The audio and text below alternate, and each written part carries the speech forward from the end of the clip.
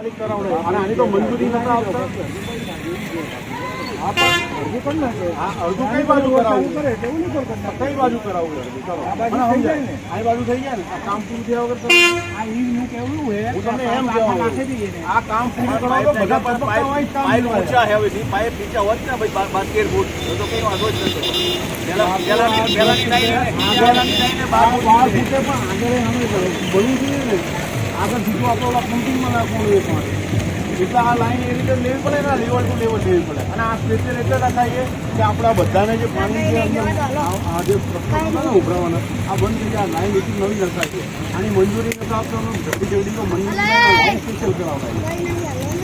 આ કામ કોઈ કરતું નતું આને ફરાણે ભરાવડાવ્યું અને ત્યાં આગળ સ્પેશિયલ મંજૂરી લેવડાવી. જો અમે લોકો કોઈ તમારે ક્યાંય પણ પ્રશ્ન બને અમે તાત્કાલિક રસ્તા વરસાદમાં જે કરવા જઈશું બધું કરીશું. આપણે 28 દિવસ નકરા ઠંડકમાં યાંડી આવી કામ ચાલુ છે. બધા હેરાન થાય એવું નહીં તમને બોલાયા કે અમે હવે ચાલુ ટાઈમ થઈ ગયો અને હવે અમે હેરાન કરશું. કાલે કેવો વરસાદ એટલે વરસાદ પહેલાં બધું નિકાલ કરવાનો આપણે આવી અટકાઈ રાખીએ તો આ મોડું આપણને નથી થવાનું અને કોઈ હેરાન નહીં થાય. આપણે જે અહીં રહો એ લોકો હેરાન થાય બીજું કોઈ હેરાન થવાનું એટલે અમારે કરાવો ને